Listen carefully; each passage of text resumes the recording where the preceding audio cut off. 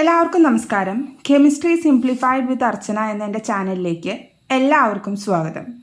ഇന്ന് നമ്മൾ grade 10 CBSE സയൻസിലെ ഫസ്റ്റ് ചാപ്റ്റർ സ്റ്റാർട്ട് ചെയ്യാനാണ് പോകുന്നത്. അപ്പോൾ ഫസ്റ്റ് ചാപ്റ്റർ നിങ്ങൾക്ക് അറിയുന്നത് പോലെ തന്നെ കെമിക്കൽ റിയാക്ഷൻസ് ആൻഡ് ഇക്വേഷൻസ് ആണ്. അപ്പോൾ നമുക്ക് ഈ ചാപ്റ്ററിനെ 4 മെയിൻ ടോപ്പിക്സ് ആയിട്ട് ഡിവൈഡ് ചെയ്യാനായിട്ട് പറ്റും. അപ്പോൾ ഫസ്റ്റ് ടോപ്പിക്കാണ് chemical reactions, second topic chemical equations, third topic types of chemical reaction, fourth topic effect of oxidation reactions in everyday life. ഇങ്ങനെ 4 ടോപ്പിക്സ് ആണ് ഈ ഒരു ചാപ്റ്ററിൽ ഉള്ളത്. ഇനി ഇതിലുള്ള കെമിക്കൽ റിയാക്ഷനെ കുറിച്ചിട്ടും നമ്മുടെ ചുറ്റും നടക്കുന്ന ചേഞ്ചസിനെ കുറിച്ചിട്ടും നിങ്ങൾ ഗ്രേഡ് 7 സയൻസിൽ ഡീറ്റെയിൽഡ് ആയിട്ട് പഠിച്ചിട്ടുണ്ട്. ഇനി നമുക്ക് ചാപ്റ്ററിലേക്ക് പോവാം.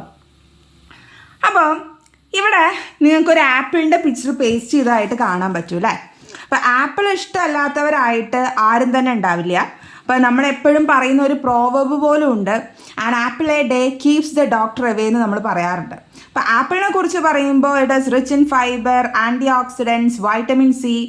ഇതൊക്കെ നമ്മൾ പറയുമ്പോഴും ആപ്പിളിന് ഒരു ചെറിയൊരു നെഗറ്റീവ് സൈഡ് ഉണ്ട്. എന്താണെന്നറിയോ? ഈ ആപ്പിൾ നിങ്ങൾ കട്ട് ചെയ്ത് തുറന്നു വെച്ച് കഴിഞ്ഞാൽ കുറച്ച് സമയം കഴിഞ്ഞ് കഴിഞ്ഞാൽ എന്തുണ്ടാവും? അതിൻ്റെ കളർ ചേഞ്ച് ചെയ്ത് ബ്രൗൺ കളറിലേക്ക് എത്തും. ഇത് എന്തുകൊണ്ടാണെന്ന് നിങ്ങൾ എപ്പോഴെങ്കിലും ചിന്തിച്ചിട്ടുണ്ടോ? ഇതിന് കാരണം എന്താണെന്ന് വെച്ച് കഴിഞ്ഞാൽ ആപ്പിളിൽ പ്രസൻറ്റ് ആയിട്ടുള്ള ഒരു എൻസൈമാണ്. ആപ്പിളിൽ പോളിഫിനോൾ ഓക്സിഡേസ് എന്ന് പറഞ്ഞ ഒരു എൻസൈം ഉണ്ട്. ഈ എൻസൈം ഓക്സിജനുമായിട്ട് റിയാക്ട് ചെയ്യുമ്പോഴാണ് കട്ട് ചെയ്ത് വെച്ച ആപ്പിളിൽ ബ്രൗൺ കളർ വരുന്നത്. ഓക്കെ, അപ്പോൾ ഇത് പ്രിവെൻറ്റ് ചെയ്യാൻ വേണ്ടിയിട്ട് അല്ലെങ്കിൽ സ്ലോ ഡൗൺ ചെയ്യാൻ വേണ്ടി നമുക്കിതിലേക്ക് സിട്രിക് ആസിഡ് ഒന്ന് റബ്ബ് ചെയ്ത് കൊടുക്കാം, അല്ലെങ്കിൽ കുറച്ച് സോൾട്ട് റബ്ബ് ചെയ്ത് കൊടുക്കാം, അല്ലെങ്കിൽ ഈ കട്ട് ചെയ്ത് വെച്ച ആപ്പിള് സോൾട്ട് സൊല്യൂഷനിൽ ഡിപ്പ് ചെയ്തിട്ട് എടുക്കാം. അങ്ങനെയൊക്കെ നമുക്ക് എന്ത് ചെയ്യാൻ പറ്റും? ഈ ഒരു പെർട്ടിക്കുലർ റിയാക്ഷൻ സ്ലോ ഡൗൺ ചെയ്യാനായിട്ട് പറ്റും. അപ്പോൾ ആപ്പിളിൻ്റെ ഈ ചേഞ്ച് പറഞ്ഞ പോലെ തന്നെ നമ്മുടെ ചുറ്റും അല്ലെങ്കിൽ നമ്മുടെ ഡെയിലി ലൈഫിൽ നോക്കിക്കഴിഞ്ഞാൽ വെറൈറ്റി ഓഫ് ചേഞ്ചസ് നിങ്ങൾക്ക് കാണാനായിട്ട് പറ്റും. അപ്പോൾ ഈ ചേഞ്ചസിനെ നമുക്ക് മെയിൻലി 2 ആയിട്ട് ക്ലാസിഫൈ ചെയ്യാം. അതാണ് നമ്മുടെ ഫിസിക്കൽ ചേഞ്ചും അതേപോലെ തന്നെ കെമിക്കൽ ചേഞ്ച്. അപ്പോൾ ഈ ഫിസിക്കൽ ചേഞ്ചും കെമിക്കൽ ചേഞ്ചും എന്താണെന്നിപ്പോൾ ഞാനായിട്ട് പറയേണ്ട ആവശ്യമില്ല. ഫിസിക്കൽ ചേഞ്ചസ് എന്ന് പറയുമ്പോൾ they are reversible changes, they are temporary changes, and in a physical change no new products or no new substances are form. അതിൻ്റെ എക്സാമ്പിളായിട്ട് നമ്മൾ പറയാറുള്ളത് മെൽറ്റിംഗ് ഓഫ് ഐസ്, അല്ലെങ്കിൽ tearing of paper, cutting of wood. ഇതൊക്കെ എന്താണ്? Physical ചേഞ്ചിന് എക്സാമ്പിളായിട്ട് നമ്മൾ പറയാറുള്ള കാര്യങ്ങളാണ്. ഇനി നമുക്ക് വേണ്ടത് ആരെയാണ്? കെമിക്കൽ ചേഞ്ചിനെയാണ്. അപ്പോൾ കെമിക്കൽ ചേഞ്ച് നമ്മൾ പറയുമ്പോൾ കെമിക്കൽ ചേഞ്ചസ് എന്താണ്? They are irreversible changes. തിരിച്ച് റിവേഴ്സ് ചെയ്യാൻ പറ്റാത്ത പെർമനൻ്റ് ആയിട്ടുള്ള ചേഞ്ചസ് ആണ് എന്ത്? നമ്മുടെ കെമിക്കൽ ചേഞ്ച്. ഇപ്പോൾ ഒരു കെമിക്കൽ ചേഞ്ച് നടന്നു കഴിയുമ്പോൾ, ഇപ്പോൾ പേപ്പർ നിങ്ങൾ ബേൺ ചെയ്ത് ആഷ് ആയി കഴിഞ്ഞാൽ ഈ ആഷിനെ ഒരിക്കലും നിങ്ങൾക്ക് റിവേഴ്സ് ചെയ്ത് എന്തായിട്ട് മാറ്റാൻ പറ്റില്ല? പേപ്പറായിട്ട് മാറ്റാൻ പറ്റില്ല. വുഡ് കത്തിച്ച് കഴിഞ്ഞാൽ ഒരിക്കലും എന്ത് ചെയ്യാൻ പറ്റില്ല? വുഡിനെ അല്ലെങ്കിൽ ആ വുഡിൻ്റെ ആഷിനെ നിങ്ങൾക്ക് വുഡാക്കി മാറ്റാൻ പറ്റില്ല. പാല് ഈ പറഞ്ഞ പോലെ തന്നെ മോരാക്കി കഴിഞ്ഞാൽ മോരിനെ തിരിച്ച് എന്താക്കാൻ പറ്റില്ല? പാലാക്കാൻ പറ്റില്ല. So these are the chemical changes. ഇവിടെ എന്താണ്? ഇറിവേഴ്സിബിൾ ചേഞ്ചസ് ആണ്. ഈ ഒരു ഇറിവേഴ്സിബിൾ ചേഞ്ച് നടക്കുമ്പോൾ A new product with new property is formed. ഒരു കെമിക്കൽ ചേഞ്ചിൻ്റെ പറയുമ്പോൾ നമ്മൾ എപ്പോഴും പറയേണ്ട കാര്യമാണ്, ഒരു ന്യൂ പ്രൊഡക്റ്റ് ഫോം ചെയ്യുന്നുണ്ട്. എങ്ങനത്തെ ന്യൂ പ്രൊഡക്റ്റാണ് ഫോം ചെയ്യുന്നത്? ന്യൂ പ്രോപ്പർട്ടി ഉള്ള ഒരു ന്യൂ പ്രൊഡക്റ്റ് ആണ് അവിടെ ഫോം ചെയ്യുന്നത്.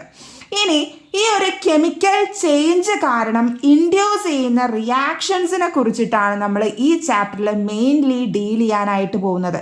അതിൻ്റെ പേരാണെന്ത്? Chemical reactions.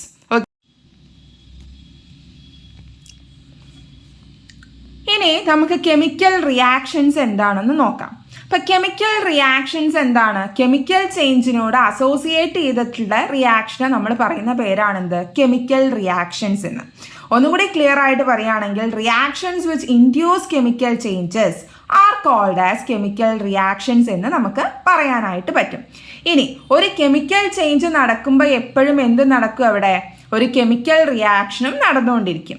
ഇനി നമ്മൾ പറഞ്ഞു കെമിക്കൽ ചേഞ്ചസ് എന്താണ്? They are irreversible reactions, they are permanent changes in a chemical change, new products with new properties are formed എന്നൊക്കെ നമ്മൾ പറഞ്ഞു. അപ്പൊ കെമിക്കൽ റിയാക്ഷനും എന്താണ്? They are also irreversible reactions and in a chemical reaction new product with new properties are formed എന്ന് നമ്മൾ പറയണം. ഇനി ഒരു കെമിക്കൽ റിയാക്ഷൻ നടക്കണം അല്ലെങ്കിൽ ഒരു പുതിയ പ്രൊഡക്റ്റ് ഫോം ചെയ്യുകയാണെന്നുണ്ടെങ്കിൽ രണ്ട് രീതിയിൽ എന്ത് ചെയ്യാൻ പറ്റും? ആ ഒരു പ്രൊഡക്റ്റ് ഫോം ചെയ്യാൻ പറ്റും. ഒന്നെങ്കിൽ എന്താണ്? ഒന്നോ അല്ലെങ്കിൽ രണ്ടോ സബ്സ്റ്റൻസ് കമ്പൈൻ ചെയ്തുകൊണ്ട് നമുക്ക് എന്ത് ചെയ്യാൻ പറ്റും? ഒരു പുതിയ പ്രൊഡക്റ്റ് ഫോം ചെയ്യാൻ പറ്റും. അല്ലെങ്കിൽ ഒരു സബ്സ്റ്റൻസ് ബ്രേക്ക് ഡൗൺ ചെയ്തുകൊണ്ട് എന്ത് ചെയ്യാൻ പറ്റും? ഒരു പുതിയ സബ്സ്റ്റൻസ് ഫോം ചെയ്യാനായിട്ട് പറ്റും.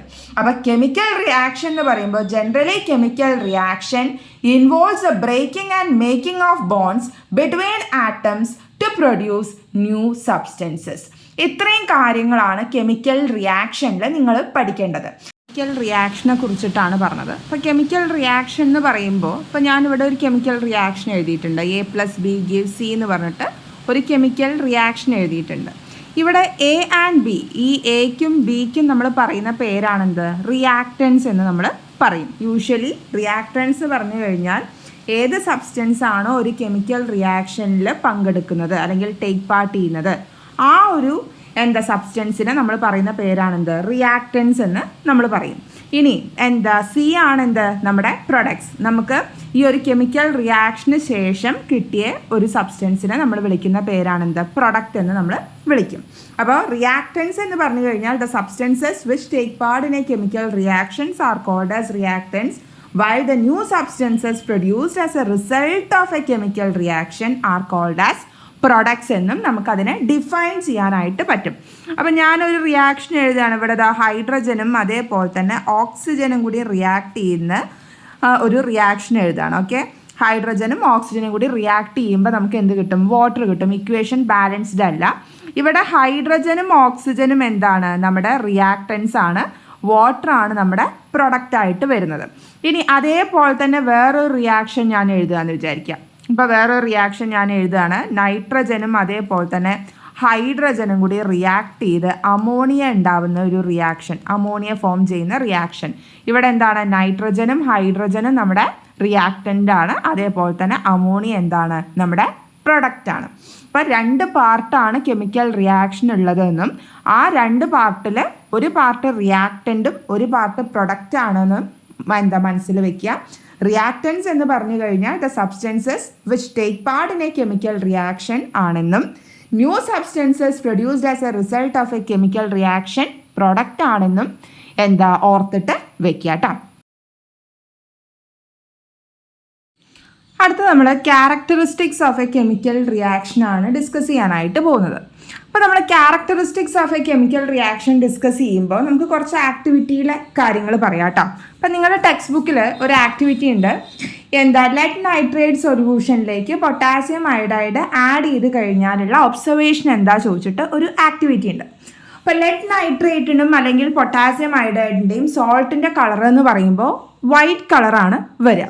അപ്പോൾ ഈ വൈറ്റ് കളറുള്ള ലെഡ് നൈട്രേറ്റും അല്ലെങ്കിൽ പൊട്ടാസ്യം അയോഡൈഡും കൂടി ആഡ് ചെയ്യുമ്പോൾ നമുക്ക് എന്ത് ഫോം ചെയ്യുന്നറിയോ? ഒരു യെല്ലോ കളർ എന്ത് ചെയ്യും? അവിടെ ഫോം ചെയ്തിട്ട് കാണാനായിട്ട് പറ്റും. അപ്പോൾ ലെഡ് നൈട്രേറ്റിൻ്റെ കെമിക്കൽ ഫോർമുല അറിയുണ്ടാവുമല്ലോ എഴുതാൻ വേണ്ടിയിട്ട്. PbNO3 ട്വൈസ് എന്നാണ് ലെഡ് നൈട്രേറ്റിൻ്റെ കെമിക്കൽ ഫോർമുല വരിക.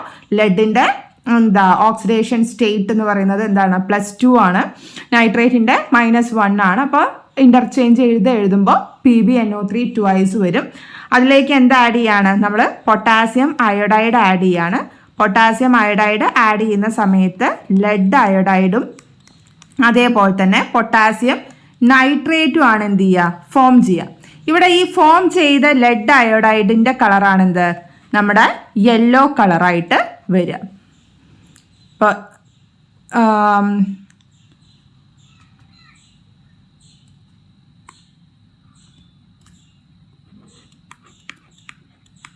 ലെഡ് അയോഡൈഡിന് യെല്ലോ കളറാണ് ഫോം ചെയ്യുക. അപ്പോൾ ഈ ഒരു കെമിക്കൽ റിയാക്ഷൻ നിങ്ങൾ നോക്കിക്കഴിഞ്ഞാൽ വൈറ്റ് കളറായിട്ടുള്ള ലെഡ് നൈട്രേറ്റും അതേപോലെ തന്നെ വൈറ്റ് കളറായിട്ടുള്ള പൊട്ടാസ്യം അയോഡൈഡും കൂടി റിയാക്ട് ചെയ്ത സമയത്ത് യെല്ലോ കളർ ഫോം ചെയ്യാണ്. അപ്പം ഇവിടെ എന്തുണ്ട്, ഒരു വൈറ്റ് കളറിൽ നിന്ന് യെല്ലോ കളറിലേക്കുള്ള ഒരു ചേഞ്ച് വരുന്നുണ്ട്. അപ്പം നമുക്ക് പറയാൻ പറ്റും ഇവിടെ എന്താണ്, there is A change in colour എന്ന് നമുക്ക് പറയാൻ പറ്റും. എന്താണ്, there is A change in colour എന്ന് നമുക്ക് പറയാൻ പറ്റും. അപ്പോൾ ഒരു ക്യാരക്ടറിസ്റ്റിക് ആണ് കേട്ടോ നമ്മുടെ കെമിക്കൽ റിയാക്ഷൻ്റെ ഒരു ക്യാരക്ടറിസ്റ്റിക് പ്രോപ്പർട്ടിയാണ് എന്ത്, ചേഞ്ച് ഇൻ കളർ. അപ്പം ഒന്ന് ഓർത്ത് വയ്ക്കുക. ഇനി അടുത്ത റിയാക്ഷനായിട്ട് പറയാനുള്ളത് സിങ്കിൻ്റെ ഗ്രാന്യൂൾസ്. അപ്പോൾ നമ്മുടെ കയ്യിൽ സിങ്ക് ഗ്രാന്യൂൾസ് ഉണ്ട്. അത് നമ്മൾ എന്തിലേക്ക് ആഡ് ചെയ്യാണ്, സൾഫ്യൂരിക് ആസിഡിലേക്ക് നമ്മൾ ആഡ് ചെയ്യാണ്. സിങ്കിൻ്റെ Zn സൾഫ്യൂരിക് ആസിഡ് H2SO4 കൂടി ആഡ് ചെയ്ത് കഴിഞ്ഞാൽ നമുക്ക് ഫോം ചെയ്യാൻ എന്തൊക്കെ ഫോം ചെയ്യും, ഇവിടെ സിങ്ക് സൾഫേറ്റ് ഫോം ചെയ്യും. അതേപോലെ തന്നെ ഒരു ഹൈഡ്രജൻ ഗ്യാസ് എന്ത് ചെയ്യും, ഇവിടെ ലിബറേറ്റ് ചെയ്യും. അപ്പൊ ഈ ഒരു പർട്ടിക്കുലർ റിയാക്ഷന് നമുക്ക് 3 ക്യാരക്ടറിസ്റ്റിക് പ്രോപ്പർട്ടി ഇവിടെ പറയാൻ പറ്റും. ഇവിടെ നമ്മൾ എടുത്ത സിങ്ക് ഗ്രാന്യൂൾസ് ഇല്ലേ, സിങ്ക് ഗ്രാന്യൂൾസ് പറയുമ്പോൾ സിങ്ക് എന്താണ്, it is A metal. Metal എന്ന് പറയുമ്പോൾ എന്ത് സ്റ്റേറ്റ് ആയിരിക്കും, it is having A solid state ആണ്. എടുത്ത സൾഫ്യൂരിക് ആസിഡ് എന്ന് പറഞ്ഞു കഴിഞ്ഞാൽ സൾഫ്യൂരിക് ആസിഡ് എന്താണ്, അത് ലിക്വിഡ് സ്റ്റേറ്റ് ആണ്. സിങ്ക് സൾഫേറ്റ് എന്ന് പറയുമ്പോഴേക്കും സിങ്ക് ഒക്കെ റിയാക്ട് ചെയ്ത് കഴിയുമ്പോൾ നമുക്ക് കിട്ടിയ സിങ്ക് സൾഫേറ്റ് ഒരു അക്വസ് സൊല്യൂഷൻ ആണ്. ഹൈഡ്രജൻ എന്താണ്, ഇറ്റ് ഈസ് എ ഗ്യാസ്. അപ്പോൾ ഈ ഒരു പർട്ടിക്കുലർ റിയാക്ഷനിൽ ഈ റിയാക്ഷൻ നടക്കുന്ന സമയത്ത് സ്കൂളിൽ ചെയ്യുന്നുണ്ടായിരിക്കും. അപ്പോൾ ഈ ഒരു റിയാക്ഷൻ നടക്കുന്ന സമയത്ത് നിങ്ങൾ ആ ഒരു ടെസ്റ്റ് ട്യൂബ് തൊട്ട് നോക്കിക്കഴിഞ്ഞാൽ ആ ടെസ്റ്റ് ട്യൂബ് ഭയങ്കര ചൂടായിട്ട് തോന്നും.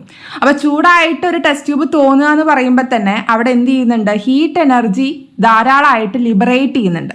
അപ്പം നമ്മൾ 2 റിയാക്ഷൻസ് നമുക്കറിയാം. ഒന്ന് എന്താണ്, എക്സോതെർമിക് റിയാക്ഷനും അതേപോലെ തന്നെ എൻഡോതെർമിക് റിയാക്ഷനും നിങ്ങൾ പഠിച്ചിരിക്കണം. അപ്പോൾ എക്സോതെർമിക് റിയാക്ഷൻ എന്ന് പറഞ്ഞു കഴിഞ്ഞാൽ എന്താണ്, ഇവിടെ നമ്മുടെ ഹീറ്റ് എനർജി റിലീസ് ചെയ്യുന്ന റിയാക്ഷൻ ആണെങ്കിൽ എക്സോതെർമിക് റിയാക്ഷനും, ഹീറ്റ് എനർജി അബ്സോർബ് ചെയ്യുന്ന റിയാക്ഷൻ ആണെങ്കിൽ അതെന്താണ്, എൻഡോതെർമിക് റിയാക്ഷനുമാണ്. അപ്പോൾ എക്സോതെർമിക് റിയാക്ഷനിലാണ് നമ്മൾ ടെസ്റ്റ് ട്യൂബ് തൊട്ട് നോക്കുമ്പോൾ അത് ചൂടായിട്ട് നിങ്ങൾക്ക് തോന്നുകയാണെങ്കിൽ അവിടെ എന്തുണ്ട്, there is A change in temperature. ആദ്യം എന്തില്ല, ആ ഒരു ചൂടില്ല, പിന്നെ അത് എന്ത് ചെയ്യാണ്, ഇറ്റ് ഈസ് ഇൻക്രീസിങ്. അപ്പോൾ എന്താണ്, ആ reaction it's an exothermic reaction. ഇനി ചില റിയാക്ഷൻസ് നിങ്ങൾ നോക്കുന്ന സമയത്ത് ഈ ഒരു ഹീറ്റ് എനർജി അബ്സോർബ് ചെയ്യുന്ന റിയാക്ഷൻസ് ഉണ്ട്. ഇപ്പോൾ ബേരിയം ഹൈഡ്രോക്സൈഡും അമോണിയം ക്ലോറൈഡും കൂടി റിയാക്ട് ചെയ്യാന്ന് പറയുമ്പോൾ അവിടെ ഹീറ്റ് എനർജി എന്ത് ചെയ്യാണ്, അബ്സോർബ് ചെയ്യാണ്. ആ സമയങ്ങളിൽ അല്ലെങ്കിൽ ആ റിയാക്ഷനിൽ നിങ്ങൾ ആ ടെസ്റ്റ് ട്യൂബ് തൊട്ട് നോക്കിക്കഴിഞ്ഞാൽ നിങ്ങൾക്ക് എന്താ തോന്നുക, നല്ല തണുപ്പാണ് നിങ്ങൾക്ക് അനുഭവപ്പെടുക ആ ഒരു പർട്ടിക്കുലർ റിയാക്ഷൻ നിങ്ങൾ നോക്കിക്കഴിഞ്ഞാൽ. അപ്പോൾ 2 തരത്തിലുള്ള റിയാക്ഷൻസ് ഉണ്ട്. ഹീറ്റിൻ്റെ കേസ് പറയുമ്പോൾ എക്സോതെർമിക് റിയാക്ഷൻസും ഉണ്ട്, അതേപോലെ തന്നെ എൻഡോതെർമിക് റിയാക്ഷൻസും ഉണ്ട്. Exothermic reactions are the reactions in which the heat energy is liberated. Endothermic reactions are the reactions in which heat energy is absorbed. ഈ 2 റിയാക്ഷൻസും ഉണ്ട്. അപ്പം സിങ്കും അതേപോലെ തന്നെ നമ്മുടെ സൾഫ്യൂരിക് ആസിഡും കൂടി റിയാക്ട് ചെയ്യുന്ന സമയത്ത് there is A change in temperature. അങ്ങോട്ടാണ് വന്നത്. എന്താണ്, there is A change in temperature എന്ന് നമുക്ക് പറയാൻ പറ്റും. കാരണം ആദ്യം എന്തില്ല, ചൂടില്ല. അത് കഴിഞ്ഞിട്ട് ടെസ്റ്റ് ട്യൂബ് തൊട്ട് നോക്കുമ്പോൾ എന്തുണ്ട്, അവിടെ ടെമ്പറേച്ചർ റൈസ് നിങ്ങൾക്ക് കാണാൻ പറ്റും. അപ്പം there is A change in temperature. ഇനി സിങ്കിൻ്റെ ഗ്രാന്യൂൾസ് സോളിഡ് സ്റ്റേറ്റിലാണെന്ന് പറഞ്ഞു. അതേപോലെ തന്നെ ഈ പറയുന്ന സിങ്ക് റിയാക്ട് ചെയ്ത് കഴിയുമ്പോൾ, ആസിഡുമായിട്ട് റിയാക്ട് ചെയ്യുമ്പോൾ അതൊരു അക്വസ് സൊല്യൂഷൻ ആണ് അവിടെ ഫോം ചെയ്യുന്നത്. അപ്പോൾ എന്താണ്, സോളിഡ് ആയിട്ട് നിൽക്കുകയാണോ? അല്ല, അവിടെ ഒരു സ്റ്റേറ്റ് ചേഞ്ച് ചെയ്യുന്നുണ്ട്. There is A change in state എന്ന് നമുക്ക് പറയാൻ പറ്റും. There is A change in state. ഒരു സ്റ്റേറ്റ് അവിടെ എന്ത് ചെയ്തിട്ടുണ്ട്, മാറിയിട്ടുണ്ട്. ഇനി വേറൊന്നും കൂടി നോക്കിക്കഴിഞ്ഞാലോ, സിങ്ക് ആണ് റിയാക്ട് ചെയ്തത്. സിങ്ക് ആസിഡുമായിട്ട് റിയാക്ട് ചെയ്തു. അപ്പോൾ ഏതൊരു മെറ്റലും ആസിഡുമായിട്ട് റിയാക്ട് ചെയ്യുകയാണെങ്കിൽ, എസ്പെഷ്യലി ഹൈഡ്രോക്ലോറിക് ആസിഡും അതേപോലെ തന്നെ സൾഫ്യൂരിക് ആസിഡുമായിട്ട് റിയാക്ട് ചെയ്യുമ്പോൾ അവിടെ ഒരു ഗ്യാസ് ലിബറേറ്റ് ചെയ്യും. ആ ഗ്യാസ് ലിബറേറ്റ് ചെയ്യുന്ന ഗ്യാസ് ഏത് ഗ്യാസ് ആയിരിക്കും? ഹൈഡ്രജൻ ഗ്യാസും ആയിരിക്കും. അപ്പോൾ when A metal reacts with an acid, especially with hydrochloric acid and sulphuric acid, hydrogen gases released. അതിന് ഒരു എക്സെപ്ഷണൽ കേസ് വരുന്നത് നൈട്രിക് ആസിഡുമായിട്ടാണ്. അത് നിങ്ങൾ 3rd ചാപ്റ്റർ പഠിക്കുമ്പോൾ ഒന്നും കൂടി ക്ലിയർ ആയിട്ട് പഠിക്കും. അപ്പോൾ എന്താണ്, there will be an evolution of gas എന്ന് നമുക്ക് പറയാൻ പറ്റും. അപ്പോൾ ഈ 4 ക്യാരക്ടറിസ്റ്റിക്സിൽ ഏതെങ്കിലും ഒരു ക്യാരക്ടറിസ്റ്റിക് പ്രോപ്പർട്ടി ഉണ്ടെങ്കിൽ നമുക്ക് എന്ത് പറയാൻ പറ്റും? ഇവിടെ ഒരു കെമിക്കൽ റിയാക്ഷൻ നടന്നിട്ടുണ്ട് എന്ന് നമുക്ക് പറയാൻ പറ്റും. അപ്പോൾ 4 ക്യാരക്ടറിസ്റ്റിക് പ്രോപ്പർട്ടി ആണുള്ളത്. അപ്പോൾ ഏതൊക്കെയാണ് ആ ക്യാരക്ടറിസ്റ്റിക് പ്രോപ്പർട്ടി? ഒന്നാമത്തത് ചേഞ്ച് ഇൻ ടെമ്പറേച്ചർ ആണ്, രണ്ടാമത്തെ ചേഞ്ച് ഇൻ സ്റ്റേറ്റ് ആണ്, മൂന്നാമത്തത് എവല്യൂഷൻ ഓഫ് ഗ്യാസ് ആണ്, നാലാമത്തെ change in colour. Change in colour പറയുമ്പോൾ വേണമെങ്കിൽ കൂടെ പറയാം എന്താണ്, ഫോർമേഷൻ ഓഫ് എ പ്രസിപ്പിറ്റേറ്റ് എന്നും കൂടി നമുക്ക് പറയാനായിട്ട് പറ്റും. അപ്പൊ ഇതാണ് ഫസ്റ്റ് പാർട്ടിൽ വരുന്നത്. അപ്പോൾ കെമിക്കൽ റിയാക്ഷൻ എന്താണ് നിങ്ങൾ പഠിച്ചിരിക്കണം. കെമിക്കൽ റിയാക്ഷൻ എന്ന് പറഞ്ഞു കഴിഞ്ഞാൽ the reaction which induce chemical changes are called as chemical reaction, and in this particular process a new substance with new properties are formed, and most of the chemical reaction involves the breaking and making of bonds between atoms to produce new substances, and there are mainly 4 characteristic property for a chemical reaction: change in temperature, change in state, evolution of gas and change in color. ഈ class മനസ്സിലായി എന്ന് വിചാരിക്കുന്നു. Thank you.